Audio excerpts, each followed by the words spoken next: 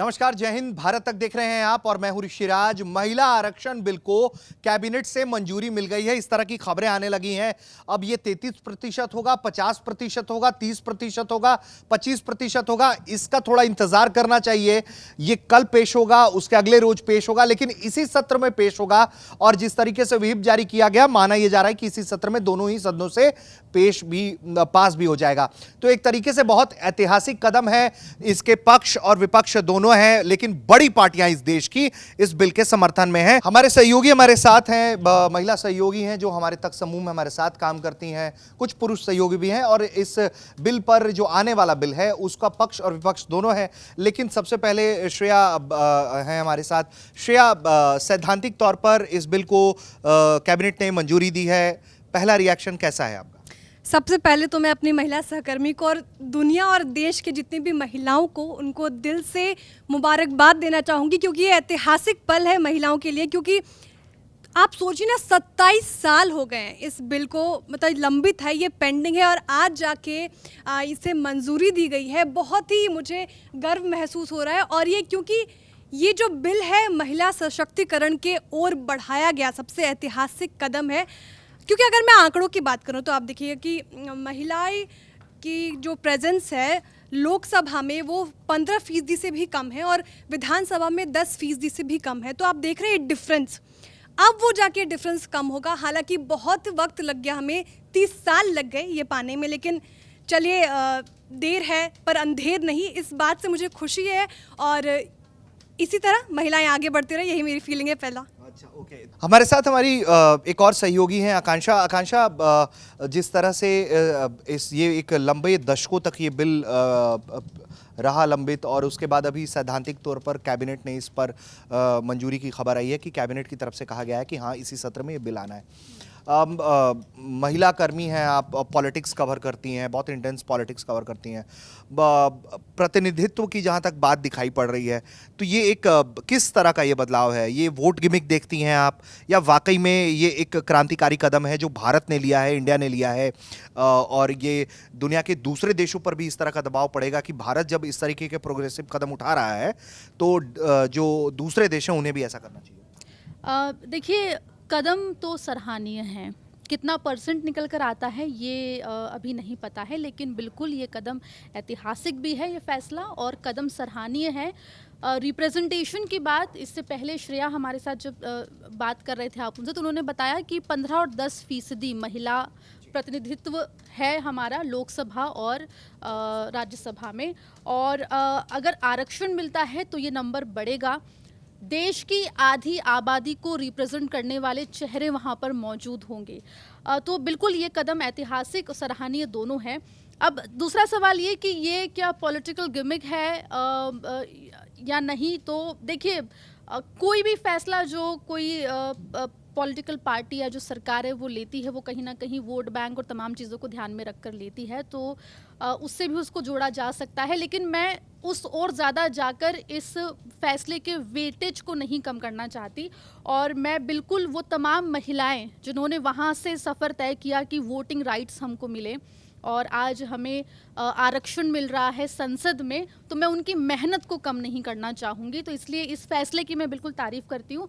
Representation की जब बात आती है तो हम देखते हैं कि महिलाएं पहुंच तो जाती हैं सदन में, लेकिन जो काम है वो बैक एंड में पुरुष कर रहे होते हैं।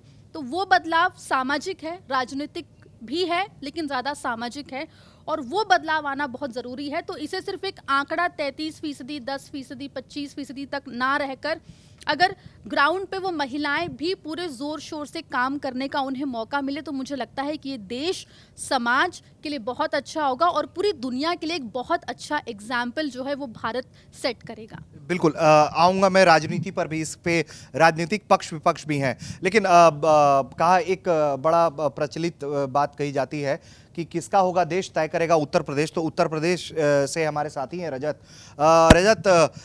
इस तरह के बिल से क्या उत्तर प्रदेश की जो राजनीति है उसकी भी कोई धारा बदलेगी, या एक तरीके से ये मजबूत हो जाएगा? बीजेपी का जो दमखम है वो और भी ज्यादा बीजेपी अपने वोटर्स को इंटैक्ट कर पाएगी उत्तर प्रदेश में, क्योंकि इसके समर्थन में तो सभी दिखाई पड़ रहे हैं। बिल्कुल, देखिए मैं आपको बता रहा हूं कि आज लोकसभा में एसटी हसन जो समाजवादी पार्टी के नेता सदन हैं, उन्होंने आखिरी दिन था चूंकि पुराने लोकसभा में, तो वो बातचीत कर रहे थे, तो उन्होंने मुसलमानों पे बात की, आजम खान पे बात की, उन्होंने महिला बिल को लेकर कहा। उन्होंने कहा कि समाजवादी पार्टी इसके समर्थन में, लेकिन मुसलमान और ओबीसी को भी मिलना चाहिए। तो मतलब आप ये समझिए कि पॉलिटिक्स तो होगी। दूसरी बात उन्होंने ये कहा कि ये तय चुनाव आयोग ना करे, जैसे पंचायत चुनाव में चुनाव आयोग तय करता है कि कौन सी सीट महिला के लिए आरक्षित होगी। उन्होंने कहा इससे क्या होगा कि कोई दिग्गज नेता अगर चुनाव लड़ना चाह रहा है उस सीट पर, तो अगर किसी की रंजिश है तो उसको आसानी से हटाया जा सकता है। तो उन्होंने कहा कि ये पार्टियों के ऊपर लागू किया जाए कि आप इतने % महिलाओं को, जितने भी % है उनको आप टिकट दीजिए। एक छोटा सा है वो उन्होंने ऐसा कहने की कोशिश की। अब इसका उत्तर प्रदेश में क्या प्रभाव होगा, अगर आप देखिए, अगर आप डेटा देखेंगे CSDS का चुनाव में, जो अभी 2022 का जो विधानसभा बीता है, उसमें महिलाओं ने एक ऊपर उठकर बीजेपी को वोट किया। उसकी वजह महिला आरक्षण नहीं थी, उसकी बड़ी वजह कानून व्यवस्था थी। तो कानून व्यवस्था से तो पहले ही बीजेपी के साथ महिलाएं हैं, और महिलाओं को जोड़ने के लिए बीजेपी ने और बहुत सारी चीज़ें की, चाहे वो उज्ज्वला योजना हो, और उसके अलावा आप कहिए कि बैंक खाता। अब आप बैंक खाते को देखेंगे तो आपको बहुत छोटा कदम लगता है, लेकिन किसी महिला का घर में बैंक खाता नहीं होता, क्योंकि आर्थिक जो पावर है, सत्ता है, वो पुरुष के हाथ में होता है। पुरुष तय करता है कि क्या खर्च होगा मुख्य तौर पे। तो वो सरकारों ने दिया और उसका एक फ़ायदा दिखा, लेकिन एक कितनी राजनीतिक पावर मिलेगी, ये बड़ा सवाल है। मैं एक बहुत ही दिलचस्प उदाहरण देता हूँ जो आज का युवा जानता होगा। पंचायत वेब सीरीज आपने देखा होगा। सचिव पहुँचता है और पूछता है कि प्रधान जी, बोले हाँ प्रधान जी आ रहे होंगे, लेकिन यहाँ तो महिला प्रधान है। बोले अरे हैं तो, पर प्रधानपति। तो ये प्रधानपति कहीं सांसद पति तो नहीं हो जाएगा, जो आमतौर पर हम देखते भी हैं। मुझे बहुत अच्छे से याद है, आकांक्षा चूंकि मध्य प्रदेश तक की खबरें करती हैं, तो मध्य प्रदेश में पंचायत के चुनाव हुए थे और उसके बाद हमने देखा कि जो लोग जीत कर आए हैं उनके मीटिंग्स में जो है। मैं आपको एक मजेदार बताता हूँ कि लोगों ने शादियाँ कर लेते हैं, लोग जैसे सीट चेंज हो तो शादी कर लेते हैं। तो ऐसी चीज़ें भी यहाँ पर आपको साफ साफ नज़र आती हैं। तो अब ऐसी चीज़ों से कैसे डील किया जाएगा। और दूसरी बात जो एसटी हसन ने उठाई, अगर आप मतलब बिना किसी डाउट के बहुत बड़ी जीत है महिलाओं के लिए, आप कह सकते हैं समाज के लिए जीत है, क्योंकि एक तबका जिसको बहुत दिनों से प्रतिनिधित्व नहीं मिल रहा, अगर उसको मिलता है तो बड़ी बात है। लेकिन वही बात है कि अगर किसी को हटाना है, जिस तरीके से पंचायत चुनाव में आरोप लगता है कि जानबूझकर आरक्षण कर दिया गया, आरक्षित कर दी गई, तो ऐसा ना हो, ये एक उनका। तो मतलब एक तरीके से ये टेक्निकल झगड़ा इसमें दिखेगा कि मुसलमानों को, महिलाओं को भी आरक्षण मिले, फिर ओबीसी, SC ST और तमाम। और सबसे बड़ी बात है कि चुनाव आयोग तय ना करे, ये पॉलिटिकल पार्टियों पर हो कि आप जो कुल सीटों का टिकटों का वितरण करेंगे उतना इतना देना पड़ेगा। आकांक्षा, हम चूंकि रजत ने भी जो मुद्दा उठाया और कि प्रधानपति देखते हैं, कहीं सांसद पति, विधायक पति ना हो जाए, अब इस तरह से तो क्या दिखाई पड़ता है? अब तक तो यही हाल रहा है। इस लड़ाई से कैसे निकला जाएगा आगे? महिलाओं का एडुकेटेड होना बहुत ज़रूरी है, उनकी पढ़ाई लिखाई जो है वो ज़रूरी है।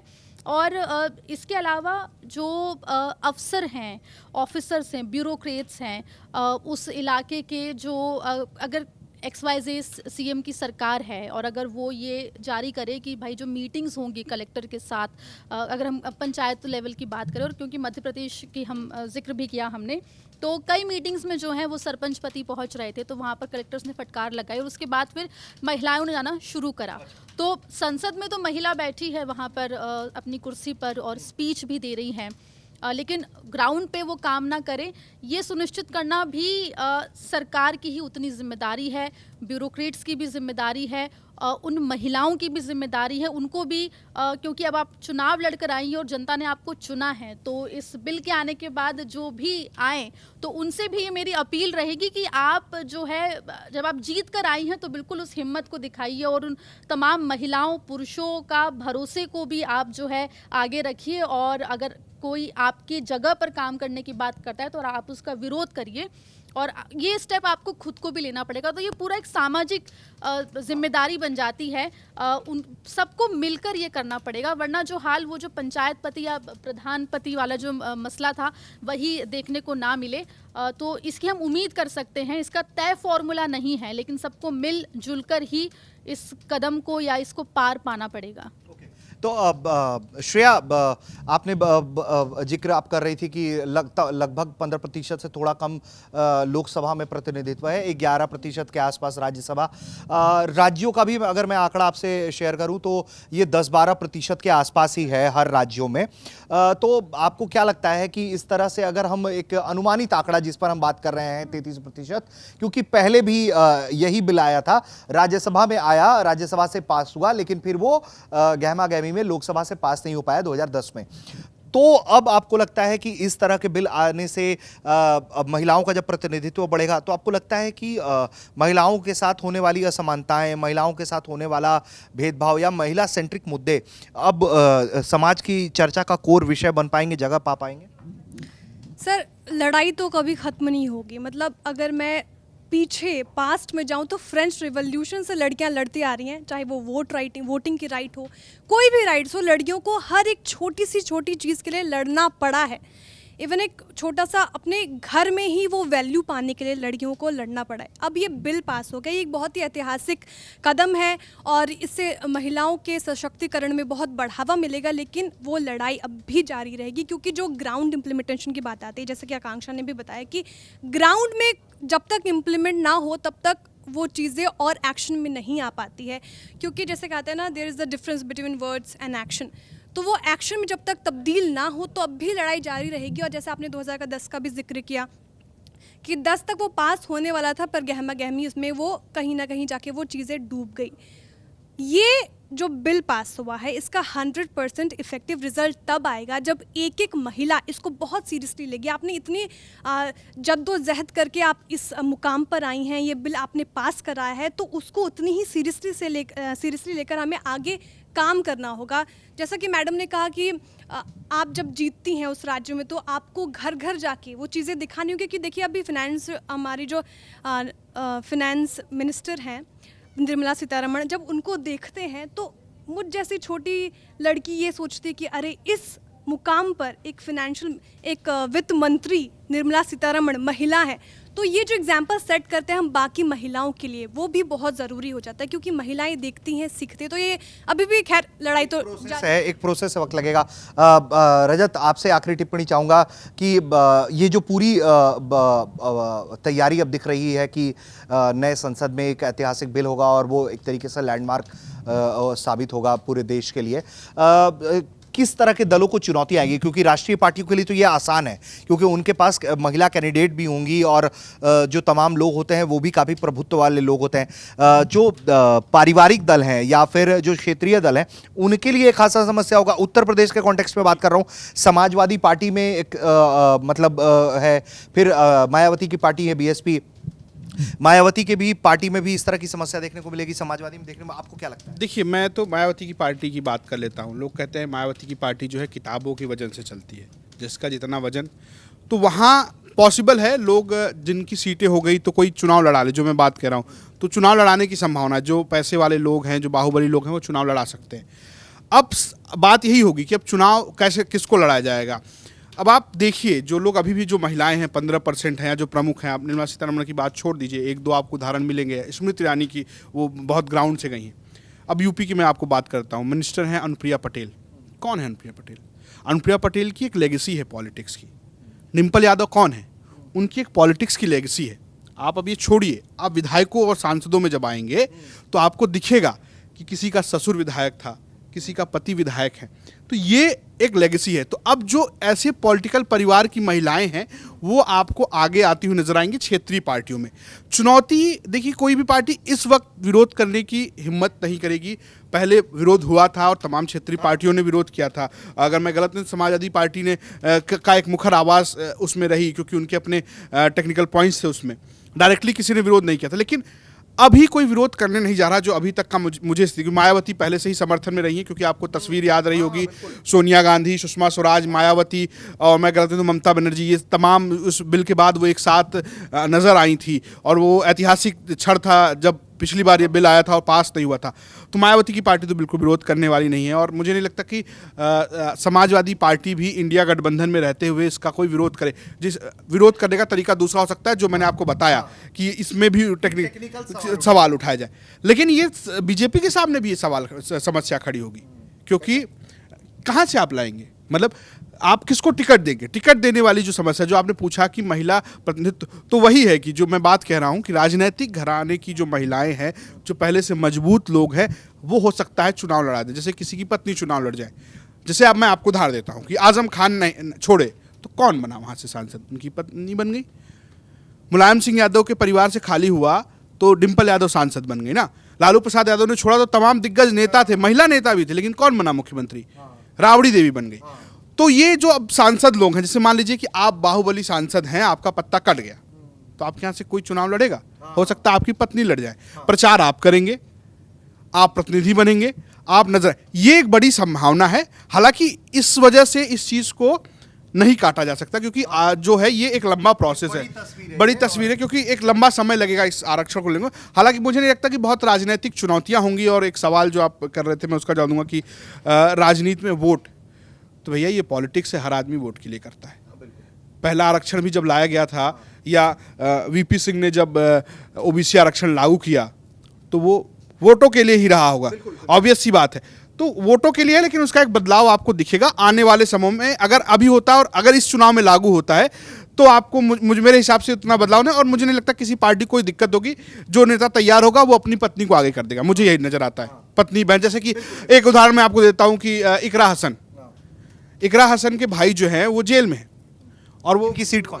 मैं सहारनपुर के पास की सीट है, माफ कीजिए, पश्चिमी यूपी, कराना से वो विधानसभा की चुनाव, और माना जाए कराना से सांसदी की सीट, सांसद का चुनाव जो है वो लड़ सकती है। इकरा हसन के पति जेल में थे, विधायकी का चुनाव था, 2 पर्चे भरे गए थे, एक इकरा हसन ने भरा था, एक उन्होंने भरा था। अगर उनका खारिज हो जाता तो उनकी बहन लड़ती। ठीक है, समाजवादी पार्टी की मैं बात कर देता हूँ कि कानपुर से उनके एक विधायक हैं सोलंकी, वो जेल में है, इरफान सोलंकी। अब उनकी पत्नी को टिकट ऑफर किया गया है, अगर उनको कुछ सजा होती तो उनकी पत्नी लड़ेंगी। तो ये आपको एक तस्वीर, हर पार्टी के पास ऐसे लोग हैं, और उनकी महिलाएं जो हैं वो आगे आके चुनाव लड़ती हुई नजर आएंगी। ठीक है, एक आखिरी सवाल कांक्षा आपसे है मेरा, कि इसमें एक विरोध की बात कर लेता हूं। ये मेरा विरोध नहीं है, मैं पहले दर्शकों को बता दूं, सोशल मीडिया पर और मीडिया रिपोर्ट्स में इस तरह के एक विरोधाभास तर्क दिए गए। वो तर्क ये था आकांक्षा कि इससे जो है वो असमानता जस की तस बनी रहेगी। अगर आप महिलाओं को आरक्षित करके लोकसभा में या राज्यसभा में या संसद तक लेते आते हैं, तो फिर उनकी जो लड़ाई है उसे कम आकी जाएगी। उन्हें ये कहा जाएगा कि ये तो अरे बड़ा आसान रास्ते से चली आई।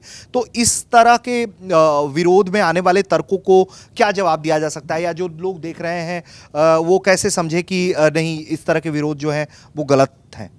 बेबुनियाद हैं ऐसे विरोध। आप कह रहे हैं कि महिलाओं को आरक्षण देके आप और असमानता, आप इक्वालिटी की बात कर रही हैं या कर रहे हैं, और आप आरक्षण को भी सपोर्ट कर रहे हैं। तो देखिए, आरक्षण दिया जाता है उन्हें जिनके साथ सदियों से डिस्क्रिमिनेशन हुआ। ये बहुत ही आसान भाषा में जो मैं समझाने की कोशिश कर रही हूँ वो है। और मैंने, या मुझसे पहले जो मेरी साथी थी, उन्होंने जो बातें कही, दो चीज़ जो हम दोनों ने कॉमन बोली, वो ये कि वोटिंग राइट्स भी महिलाओं को मांगने पड़े। स्कूली शिक्षा मिले, ये भी मांगना पड़ा, छीनना पड़ा, लड़ाई लड़नी पड़ी, उसके बाद ये हो पाया।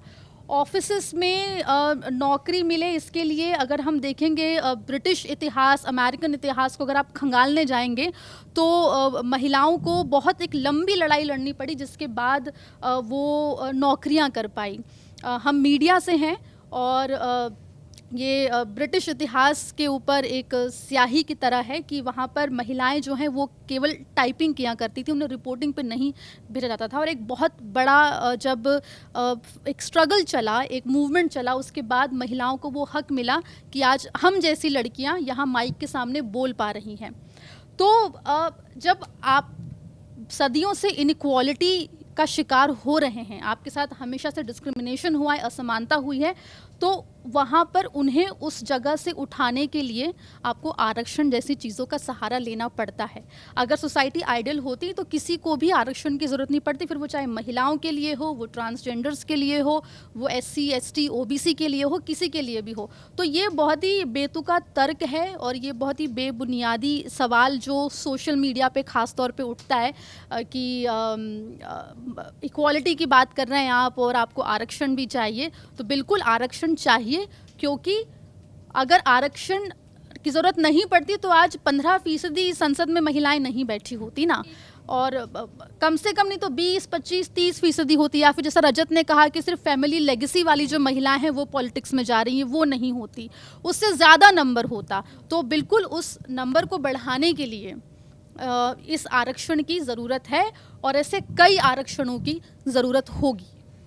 एक पॉइंट मैं ऐड करना चाहूँगी जो उन्होंने कहा कि जो लड़कियां हैं ना, सदियों से वीकर सेक्शन उनको बनाया गया कि वो वीक हैं, चाहे वो कोई भी राइट हो हमें मांगना पड़ा, हमने छीनना पड़ा, हमें कोई भी परोस के थाली में दिया नहीं गया। लड़कों को पेट्रियार्की सोसाइटी में उनको परोस के दे देते हैं थाली में, हमें वो छीनना पड़ा है उनकी थाली से।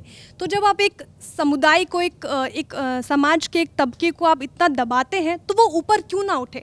तो ये हमारे न्यूज़ रूम के सहयोगी पत्रकारों की राय है किस तरह से जो विरोधाभास है उसको एड्रेस किया जाता है, या जो दूसरी मांगे रही हैं पीछे उसको कैसे एड्रेस किया जाता है, इसका इंतज़ार है। फिलहाल आप ये चर्चा देख रहे थे हमारे न्यूज़ रूम से, कैमरे के पीछे थे रंजीत और मैं ऋषिराज। आप देख रहे थे भारत तक। नमस्कार, जय हिंद।